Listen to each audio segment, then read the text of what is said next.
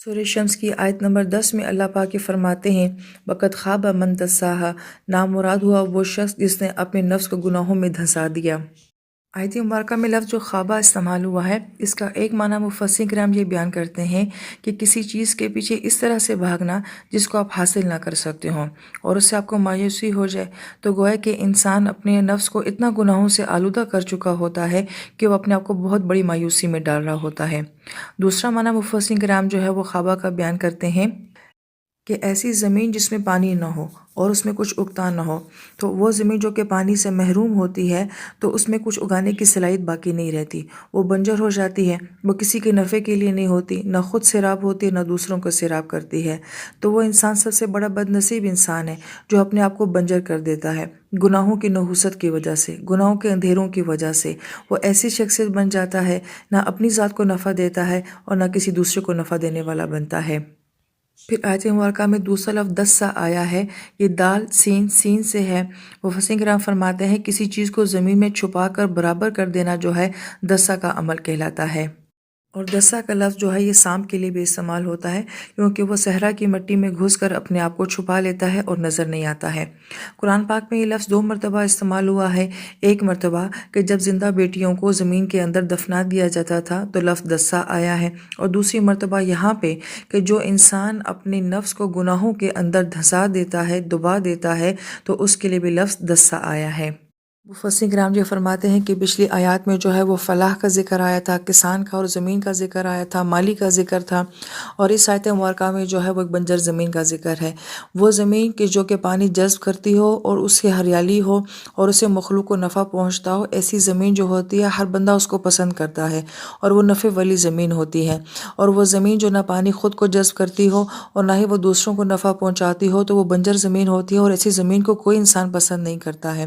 یہی مثال انسان کی بھی ہوتی ہے کہ یا تو انسان جو ہے وہ زرخیز زمین کی طرح ہوتا ہے، وہ اپنے اندر کو بھی نیکیوں کے ساتھ سجاتا ہے اور اپنی نیکیوں سے دوسرے لوگوں کو بھی نفع دیتا ہے، یا پھر وہ اس بنجر زمین کی طرح ہو جاتا ہے جس کے اپنے اندر بھی اندھیرے ہوتے ہیں اور وہ دوسروں کو بھی اندھیرے دینے والا بن جاتا ہے۔ لہٰذا اس لیے قرآن یہ کہتا ہے کہ بہت بڑا بد نصیب انسان وہ ہے جو نہ اپنے آپ کو نیکیوں سے فائدہ دے سکا اور نہ ہی اپنی نیکیوں اور اپنی ذات سے کسی دوسرے انسان کو فائدہ دے سکا۔ اس آیت مبارکہ کے ضمن میں بعض مفسرین کرام فرماتے ہیں کہ 3 طرح کے مکتبہ فکر ہیں۔ ایک جماعت یہ کہتی ہے کہ انسان جو ہے وہ اپنے فعل کے اوپر کوئی قدرت نہیں رکھتا، وہ مجبور محض ہے۔ دوسری جماعت یہ کہتی ہے کہ نہیں، انسان اپنے فعل کے اوپر خود قدرت رکھتا ہے، وہ جو چاہے وہ کر سکتا ہے۔ اہل سنت والجماعت کا مسلک یہ ہے کہ نہ تو انسان مجبور محض ہے کہ اسے کچھ بھی کرنے کا اختیار نہیں ہے، اور نہ ہی یہ معاملہ ہے کہ انسان خود اپنے فعل کے اوپر قدرت رکھتا ہے، ایسا بھی نہیں ہے۔ اصل فیصلہ، اصل طاقت اور قدرت اللہ پاک کی ذات کی ہے، مگر انسان کو بہرحال جو ہے وہ فیصلے کا اختیار دیا گیا ہے۔ اب جو انسان اپنے آپ کو نیکی کی طرف لے کر آتا ہے اور نیکیوں کے جذبے کو قبول کرتا ہے، تو اس کا یہ اثر جو ہے وہ اس کا دل قبول کرتا ہے، اور دل سے اس کے یہ انوارات جو ہیں وہ اس کی روح کی طرف مائل ہوتے ہیں، اور پھر روح جو ہے ان انوارات کو جذب کرتا ہے اور وہ ایک خوبصورت شخصیت بن کے سامنے آتا ہے۔ اور جو انسان جو ہے وہ گناہ کے راستے کو اختیار کرتا ہے، تو وہ گناہوں کے اندھیرے اور اثرات جو ہیں وہ انسان کے دل کے اوپر پڑتے ہیں اور اس کے دل سے جو ہے اس کی روح کے اوپر پڑتے ہیں، تو گویا کہ وہ نفس جو ہے وہ اندھیروں والا اور ظلمت والا بن جاتا ہے۔ اب انسان کو اس بات کا اختیار ہے کہ وہ اس جنگ کو قبول کرے گا، وہ اس کشمکش کو قبول کرے گا اور اس نیکی کے راستے کو قبول کرے گا یا نہیں کرے گا، اب یہ انسان کے اپنے اوپر ہے۔ پھر اللہ پاک فرماتے ہیں کذب ثمود بطغواہا، یہ قوم ثمود نے اپنی سرکشی سے اپنے نبی کو جھٹلا دیا، اذ انبعث اشقاہا، جب ان کا سب سے بڑا سنگدل شخص اٹھ کھڑا ہوا۔ مفسرین کرام یہ فرماتے ہیں کہ آیت مبارکہ میں قوم سمود کا ذکر آ رہا ہے، تو یہ قوم نوح، قوم عاد اور قوم سمود، انہیں اقوام بعیدہ کہا جاتا ہے۔ یہ بہت پرانی قومیں تھیں اور عرب کے آس پاس ہی آباد تھیں، لہذا جو قریش مکہ تھے وہ ان قوموں سے اچھی طریقے سے واقف تھے، اور ان کی شاعری میں ان قوموں کا تذکرہ بھی ملا کرتا تھا۔ اور جب قریش مکہ جو ہیں وہ شام کی طرف سفر کیا کرتے تھے تو راستے میں قوم سمود کے کھنڈرات کو بھی جو ہے وہ دیکھا کرتے تھے۔ چونکہ یہ قوم ان سے واقف تھی، اس لیے اللہ پاک انہی قوموں کا ان میں ذکر فرما رہے ہیں۔ عرب لوگ اپنی شاعری میں وہ شخص جو کہ کسی کو اندھا دھند فالو کرتا ہو تو اس کے لیے کہا کرتے تھے کہ یہ تو کدار کی طرح اپنے لیڈر کو فالو کرتا ہے، کہ جس نے اپنی پوری قوم کو جو ہے اللہ کے عذاب میں ڈبو دیا تھا۔ ایسا یہ لوگ ان قوموں سے واقفیت رکھتے تھے، اس لیے اللہ پاک بار بار جو ہے ان قوموں کا حوالہ دیتے ہیں۔ قوم سمود کی طرف صالح علیہ السلام کو نبی بنا کر بھیجا گیا تھا، اور آپ کی قوم نے آپ سے یہ معجزہ مانگا تھا کہ جب تک آپ ہمیں اس پہاڑ سے ایک جیتی جاتی اونٹنی جو ہے وہ ظاہر کر کے نہیں دکھائیں گے، ہم اس وقت تک آپ کی نبوت کو نہیں مانیں گے۔ صالح علیہ السلام نے اللہ پاک سے دعا کی کہ ہو سکتا ہے کہ یہ اس معجزے کو دیکھ کے ایمان لے آئیں، تو آپ کی دعا کے ساتھ ہی پہاڑ کے اندر حرکت ہوتی ہے، اور وہاں سے ایک بلند و بالا اونٹنی جو ہے وہ ظاہر ہوتی ہے۔ اب جب ساری قوم یہ دیکھتی ہے کہ ان کی اپنی ہی درخواست کے اوپر جو ہے ایک معجزہ ظاہر ہو چکا ہے، تو یہ معجزہ ہی ان کے لیے آزمائش بن جاتا ہے۔ صالح علیہ السلام یہ فرماتے ہیں کہ دیکھو، اس اونٹ کی پینے کی اپنی ایک باری ہوگی، جس دن یہ آ کے گھاٹ پہ پانی پیا کرے گی، اس دن تمہارے جانور جو ہیں وہ گھاٹ پر نہیں آئیں گے۔ ایک دن اس کی باری ہے، ایک دن تمہارے جانوروں کی باری ہے۔ لہٰذا وہ لوگ کہاں ایمان لانے والے تھے؟ ان کے لیے یہ معاملہ برداشت کرنا بہت ہی مشکل تھا کہ صالح علیہ السلام کی اونٹنی ایک دن میں آ کے سارا پانی پی جاتی تھی، اور ان کے جانوروں کے لیے پانی نہیں بچا کرتا تھا۔ یہ وہ بات ہوتی ہے کہ بعض اوقات انسان اپنے لیے خود مشکلات جو ہے وہ مانگ لیتا ہے۔ لہٰذا کچھ عرصے تو ان لوگوں نے برداشت کیا، لیکن پھر انہوں نے آپس میں فیصلہ کیا کہ ہم اس اونٹنی کو قتل کریں گے۔ مگر اب سوال یہ پیدا ہو رہا تھا کہ اس اونٹنی کو قتل کرے گا کون؟ تو کدار بن صالب، جو کہ صالح علیہ السلام کی قوم کا ایک امیر اور بڑا بے باک انسان تھا، اس نے کہا کہ یہ کام میں کروں گا۔ آیت مبارکہ میں لفظ آتا ہے اذ انبعث۔ انبعاث کا مطلب ہوتا ہے ہمت کر کے خود کو کسی کام کے لیے کھڑا کر دینا، اور آیت مبارکہ میں لفظ آتا ہے اشقاہا، بہت بڑا بدبخت، کہ جس کام کو کرنے کی باقی سب لوگوں کو ہمت نہ ہوئی، اس نے کہا کہ یہ کام میں کر کے دکھاؤں گا۔ تو جس نے یہ کام کیا، براہ راست جس سے یہ ظلم ہوا، وہ بہت بڑا بدبخت تھا۔ آیت مبارکہ میں آتا ہے فَعَقَرُوهَا، اس بدبخت نے اس اونٹنی کی جو ہے وہ کونچے کاٹ ڈالیں۔ مگر یہاں پہ لفظ جو عقر آیا ہے، یہ کن معنوں میں ہے؟ مفسرین کرام فرماتے ہیں اس کا ایک معنی یہ ہوتا ہے کہ عاقر اس عورت کو کہا جاتا ہے جو کہ بچہ پیدا نہ کر سکتی ہو، اور عقر النخل عربی زبان میں بولا جاتا ہے کہ وہ درخت جس کو جڑ سے جو ہے وہ کاٹ دیا گیا ہو۔ اور تیسرا معنی عقر کا یہ بیان کیا جاتا ہے کہ کسی چیز کو ایسا کر دینا کہ وہ مزید بڑھ نہ سکے۔ اب جس درخت کی جڑ کو کاٹ دیا گیا ہو، یا وہ عورت جو کہ بچہ نہ پیدا کر سکتی ہو، تو گویا کہ وہ مزید بڑھ نہیں سکتے، وہ آگے نہیں جا سکتے، اس لیے اس کو عقر کہا جاتا ہے۔ اب جب اس بدبخت نے اس اونٹنی کو کاٹا ہے، تو عقر جو ہوتا ہے وہ اونٹنی کے نیچے والی ٹانگوں کو کہا جاتا ہے۔ تو جب آپ کسی کو اس طرح سے کاٹ دیتے ہیں جانور کو، تو گویا کہ اس کا خون بہتا رہتا ہے، لمحہ لمحہ وہ مرتا رہتا ہے، اور یہ بڑی اذیت کی موت ہوتی ہے۔ اس لیے جانور کی اگلی ٹانگ کو کاٹ دینا بھی جو ہے وہ عقر کہلاتا ہے، کیونکہ اس سے وہ حرکت نہیں کر سکتا ہے۔ لہٰذا اس نے صرف قتل نہیں کیا تھا، بلکہ بڑے اذیت ناک طریقے سے جو ہے وہ اونٹنی کو قتل کیا تھا۔ اور بعض اہل علم یہ کہتے ہیں کہ اونٹ کے 2 گھٹنے ہوتے ہیں، تو اس سے نیچے والے گھٹنے اونٹ کے جو کاٹ دیے تھے، اور جس سے وہ ہے کہ وہ مزید چلنے کے قابل نہیں رہی تھی۔ لہذا جس انداز سے بھی اس کو کاٹا گیا، مگر یہ تھا کہ اذیت ناک طریقے سے کاٹا گیا۔ مگر غور طرف بات یہ ہے کہ اللہ پاک آیت نمبر 13 میں فرماتے فَقَالَ لَهُمْ رُسُولُ اللَّهِ نَاقَةَ اللَّهِ وَسُقْيَاهَا، کہ اللہ کے رسول نے ان سب سے کہا کہ دیکھو یہ اللہ کی اونٹنی ہے، اس کی پینے کی اپنی باری ہے، اسے کوئی نقصان نہ پہنچانا۔ تو اب سوال یہ پیدا ہوتا ہے کہ قتل کرنے والا تو ایک شخص تھا، مگر یہاں پہ تو لہم میں ہم کا صیغہ آ رہا ہے جو کہ جمع کے لیے آتا ہے، تو سب نے تو قتل نہیں کیا تھا، تو پھر جمع کا صیغہ کیوں لایا؟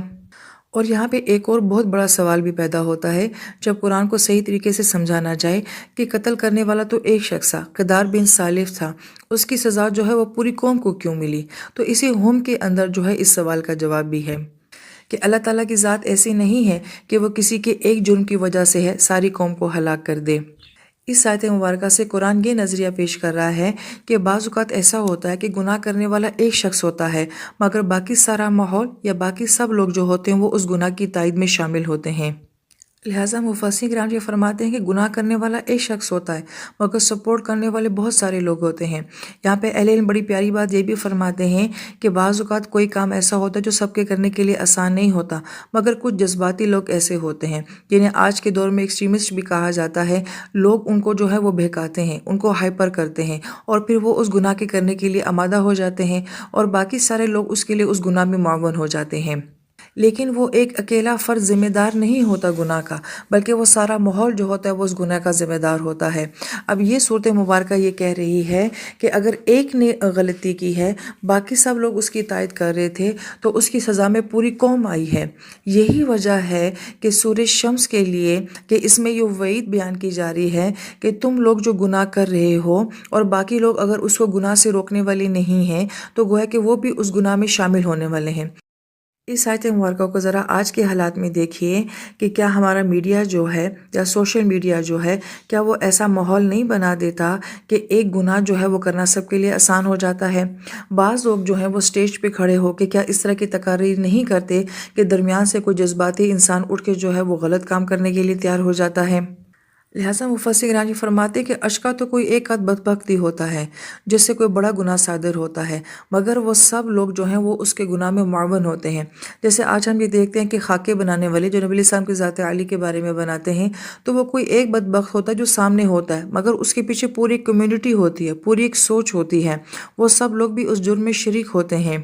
تو ذرا ہم اپنی زندگی کے حالات کو دیکھیں، ایسی مجالس جہاں پہ ساز، موسیقی اور ڈانس وغیرہ ہوتے ہیں یا گناہوں والا ماحول ہوتا ہے، وہاں پہ ہم سب لوگ تماشبین بن کر نہیں بیٹھے ہوتے ہیں، ہم لوگ تو دیکھ رہے ہوتے ہیں۔ ہم یہ کہتے ہیں ہم کر تو نہیں رہے، ہم دیکھ رہے ہیں۔ تو کدار بن سالف نے کونچے کاٹی تھی، باقی سب تو دیکھ ہی رہے تھے، لیکن وہ اس کے ساتھ پھر عذاب کی لپیٹ میں کیوں آئے؟ یہی وجہ ہے کہ سورہ شمس کے بارے میں اکثر ہمارے اکابرین کی طرف سے یہ بات سننے کو ملتی ہے کہ یہ صورت مبارکہ جو ہے، نبی علیہ السلام نے فرمایا ہے کہ لوگوں کو چاہیے کہ وہ پڑھیں کہ عام عذاب کے آنے کا اندیشہ ہے۔ اس کی وجہ کیا ہے؟ ہمیں بڑوں سے یہ باتیں سننے کو کیوں ملتی ہیں؟ آخر اس صورت میں ایسا کیا مضمون بیان کیا جا رہا ہے جس کے لیے اکابرین ہمیں یہ بات فرما رہے ہیں؟ وہ یہ کہ آج جو گناہوں والا ماحول ہے، ایک طبقہ گناہ کر رہا ہے، دوسرا اس کو سپورٹ کر رہا ہے۔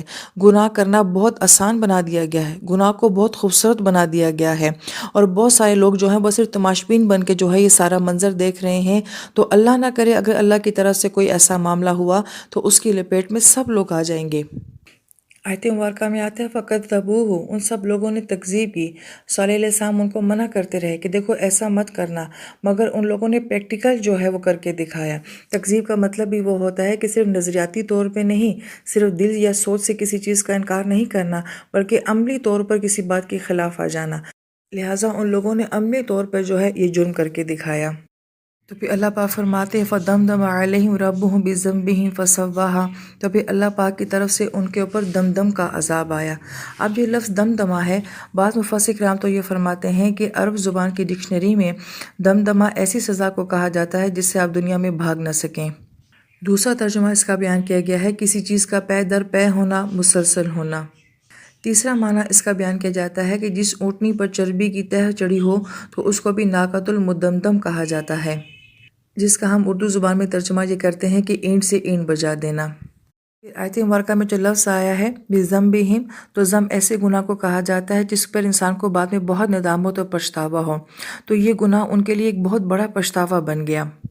پھر آیت مبارکہ میں لفظ آ رہا ہے فَسَوَّاهَا، پھر ہم نے ان کو برابر کر دیا، یعنی کہ ایسی قوم کا نام و نشان تک ہم نے مٹا دیا کہ جب ان کی زمینوں سے گزرتے تھے تو ایسا لگتا تھا کہ یہاں پہ کبھی کوئی قوم آباد ہی نہیں تھی۔ اب دسہ کے اندر بھی یہی معنی پایا جا رہا تھا کہ زمین کے اندر چھپ جانا، اور فَسَوَّاهَا کے اندر بھی یہی معنی پایا جا رہا ہے کہ زمین کو برابر کر دینا۔ تو جو انسان اپنے نفس کی نیکی کو، اپنے اندر کی خوبصورتی کو دفن کر دیتا ہے اور اپنے آپ کو اندر سے مار دیتا ہے، تو اللہ پاک فرماتے ہیں کہ یہی وہ لوگ ہوتے ہیں کہ جن کا ظاہر بھی دفنا دیا جاتا ہے، ان کے نام و نشان تک جو ہے وہ مٹا دیے جاتے ہیں۔ پھر اللہ پاک فرماتے ہیں وَلَا يَخَافُ عُقْبَاهَا، اور اللہ کی ذات وہ ہے کہ اسے کسی انجام کا خوف نہیں ہوتا۔ بڑی مماثلت ہے ان آیات کے اندر کہ دار بن سالف نے کہا تھا کہ مجھے کسی سے ڈر نہیں لگتا، یعنی کہ جیسے ہم آج کے زمانے میں بھی دیکھتے ہیں کچھ لوگ کہتے ہیں کہ ہم بہت بولڈ ہیں، ہمیں کسی کی پرواہ نہیں ہے، ہمیں کسی کی فکر نہیں ہے، ہمیں کسی عذاب اور موت اور قبر سے ڈر نہیں لگتا۔ یہ بھی ایسے بہادر بن کے اٹھا تھا، بولڈ بن کے اٹھا تھا۔ تو اللہ پاک فرماتے ہیں کہ نہیں، یہ شان صرف میری ہے کہ جب ہم کوئی کام کرتے ہیں تو ہمیں اس کے انجام کی کوئی فکر نہیں ہوتی۔ اللہ پاک نے پوری قوم تباہ کر دی، کہ اللہ پاک سے کوئی یہ سوال کر سکتا ہے کہ اللہ پاک آپ نے ایسا کیوں کیا؟